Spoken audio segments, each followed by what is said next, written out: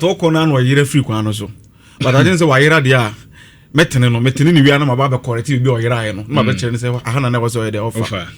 You see NPP for no me who is NPP omo humiliating defeat na omunyaye no egusu e wo madwi mu a e ha wo mo wonya akonya say obetena ha nim say no me NPP ni a nyame ni no kure ni me communicator enka be dia ma me say me ba TV so ni e ka Galamsey asem na menya no na me say can in such a way say me de na me ye kronkron. They make cannot say. Me best start no. What him say? You can attest to the fact say about the Galamsey. Party away Galamsey pass so nin sase e wo Ghana ha him say NPP party. You are a professor from Pomboatin. What the report in buy? Me say no obisa say bobon kofo omo NPP mu omo ye Galamsey. And once we NPP communicator be contra TV3. Or say Google dia omuye Galamsey. Google di men abaye. Google di men abaye. Enyo meba di men abaye. Meba no meba ti. Google di na abaye. Minya obi ti say Charles Bisiu. Yes. Ekwa Usimu. Yes. Omuye info, omuye CPP for. Well, omuye NPP for. Ntina ka o simple Google search kwa na enka bo hu enyina nka umbe bisane nka njen se ombo mo ye Galamsey di nye de enchrew o se yewra sami jemfi se meba o se yewra sami jemfi se enya ade a NDC ye be support NPP mo fight Galamsey. Yes. Onfa bebe yewra sami jemfi ko ka asem no embra se NDC de ye pese Galamsey koso under NPP sami jemfi na kasa enti yemboa na omunye Galamsey no na NDC ba na ibetima fight Galamsey ondo on chebe bisa you see sa manyosem na ye fe mfuturo ye tutugu Ghana fo ani sa na na iden etwam it's neither here nor there unu so ye chama utumi akra unu so chama utumi akra oh me madam fo no chama utumi akra no da ye so chama utumi mu onenam TV stations radio stations no kam say chama utumi ndi boni bia now or say chama utumi ndi boni bia me ka kire wo okay, Lands and Natural Resources Minister, Yewra Jinapo. Yeah. Or Chiro letter. Edukuma Yewra Kufuado. Say Chama to me or Tanon Forest Reserve, ye Galamsey. Only permit, say was a cohonum. But shall ye Galamsey honum. Yewra Kufuado buy a catch and say, Chama to me who saw on ye Galamsey be a bit defending on me bois. Wow, Minister. And Ababe Casas Mocha President. President say on ye Galamsey bia. O President no about defense, no Sergio Ramos. But Yewra John Mahama they will admit it. Say on to me nka say NDC for ni bi munye Galamsey. In fact, even science crane here they say identify and stating the problem. You form the hypothesis. You carry out the experiment. What they make another say. And we are in fact obeka and you say wow.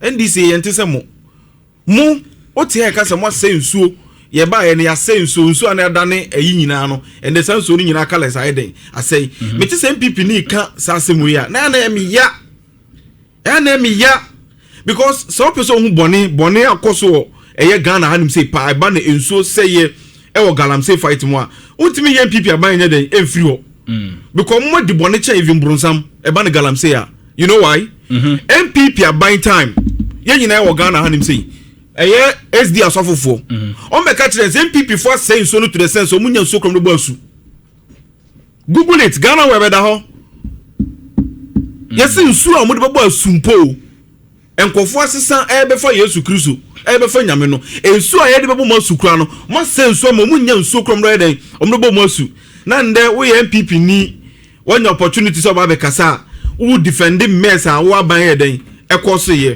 me de nyame ngonwa minim say eden ya definitely NPP ni bi obenya akonya bia so be ka Galamsey asem no obestati aka ni such a way say NDC aban ye ne ye Galamsey. You see, Mamika asem chiro. Oka manse asem. Yeah. Otwi na duty bibi so. Me de bia me ka me say NPP for research na ye omudin. In fact, ye wo bylaws are a district bia eden. Edi adwuma. And am time. Me pa cho jiwe mame. We receipt ni bia. Can receipt no so mame. We receipt ben. Date ben. We 6 September 2024. 2024 na this net so. Dabi. Sikase no mutu aye. Fake receipt. 15,000. Scroll fa ko receipt or stickers no ho. So ose me boa on you see. We nso 15. January 2024. Yes. 13,000. Enti eyade a okọ district wo sisi ya we okọ district wo sisi ya ubenya we nyina o mu books mu. Eyade a moye oba ye no e no beto aso na ne ya ba be ka so onjai. Meboa yes onjai. Na what me bamba oka kire ne say there is no way a MPP for no mo yes ade no honum. These are the receipts. Being your stamp so with the assembly na yinyina. Payment of operational registration and 2 excavators for and 2 excavators no mo je no 10,000 MPP 4 time 10 in fact no mo 30,000 one excavator every year. Now in fact even earth moving equipment be akra no so the court district bi kwa koye adwuma district no ho kwan so be juska. What you say in a form of a tour. Yes, it is a way cost there. I think say me the reason why I mention me what interest kakra we mu say they all say can say no I said there NDC ya buy no and they be introduce side we no in fact nipa no gege to na friend red or assembly is akobisa no red now wo ho an MPP for more time. What I say since 2008 and almost started some side we he should dispute me some boss me come go to the assembly. I have MPP PA MPP DC in 8 I got na Kesben the day before the expose all say or no ye 8 edema DC in your own they were taking this so the only thing they say and any young say MYN and Tabai say okay tin time we DC be a menya sad no you see DC is all some we Galamsey no as a sentiment to my DC is for the fine power MPP DC NDC DCs in fact me friend DC bi na me say hey na we dey say bronya ya ba FS sala ya ba die I was say ja utimi me hwe yankofo kakra dem mo say Hussein enkoyi na me so ade enkoyi na o me sheda o me say na wo Galamsey pro ne o say masa na ko ye list mistake a ye be pam on suru enwu wonu mu ba mo time no you were the enabler. President himself was the enabler of Galamsey.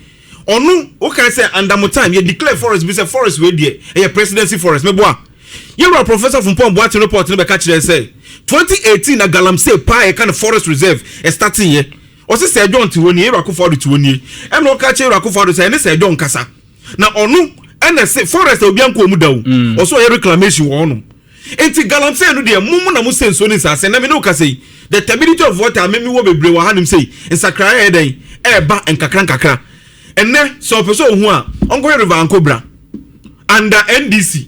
No share under NDC 2016. No fan compare under MPP or Mufra Bemu. Uncle YouTube at the Honum. In fact, me say, yeah, Fra Bemu. No, very clear. MPP by number say no. Me, I mean, we are penny a journalist, Rastos Asaridon. Yes. Or they go to YouTube. Munko, say NDC cry by you know. And never be on my sister Kakra. River and Cobra. Check where.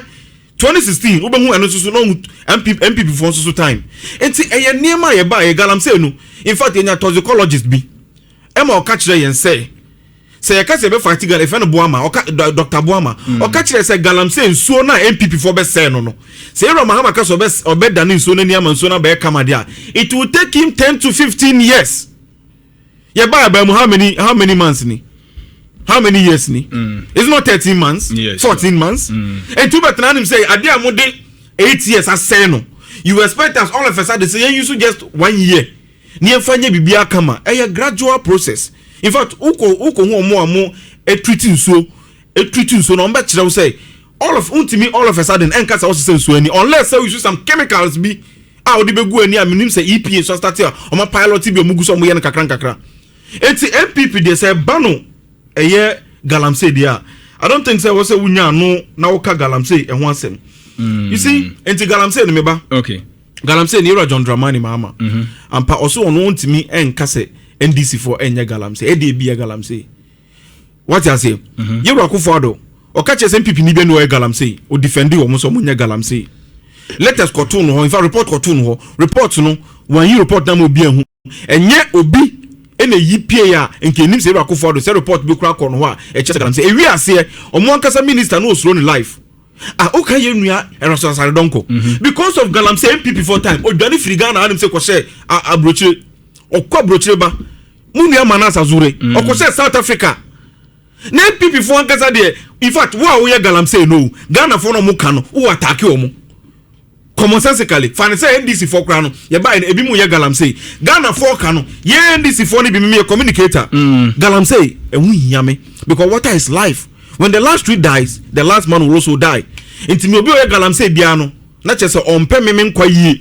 Intimi me defend Galamsey. But intimi embetna ha empenti wo say okra the way squeaky clean when it comes to Galamsey.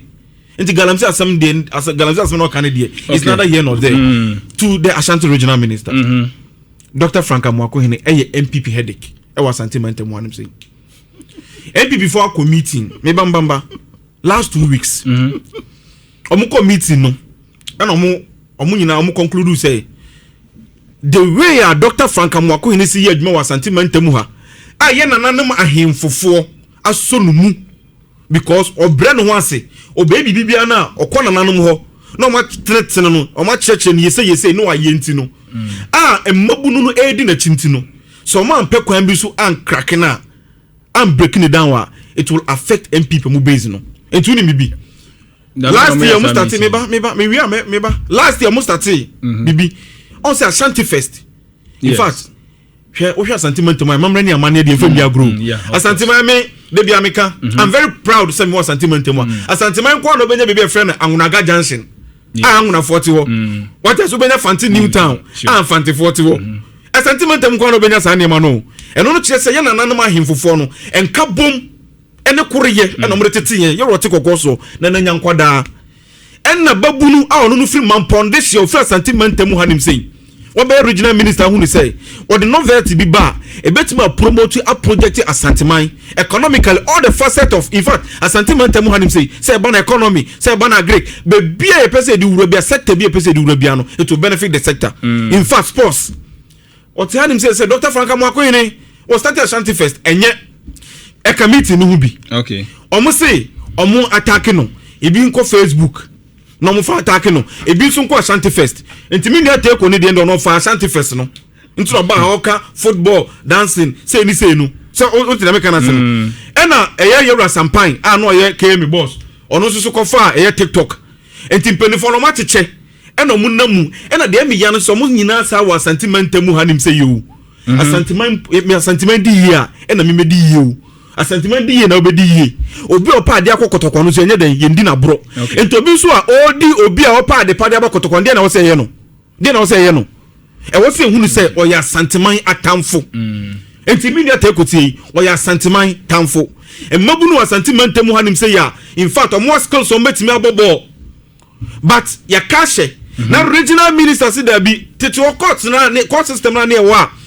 ya si ye pese yi e mabunu na oyire ho a ne a project no do akọ na akọ bobo na ebi enya opportunity bo blasters nsa na manema no obestati bo sentiment mu anim sei de me no kasa ka kire me sei na usa na bobo pa enti Kenya regional minister bi and am timer en kan me no kasa ebi akọ blasters bo ebi akọ bobo ba bi o by ne obi ye bi na eye wo ya a o criticize TikTok asema wo kan hwe NPP ni bi obeka se TikTok Dr. Franka Mwako ni wa TikTok nintino no e ni bibia no na sa MPP ni in fact basic research no nya de wo ho o fa phone na o pe social media importance of social media na pe tools ye faso e de campaign ye faso o pe se o sell bibi o ton bibi and also sell your candidates krana so you cannot go away or do away with social media. Sure. You will definitely include social media, and social media has become a powerful tool in the world.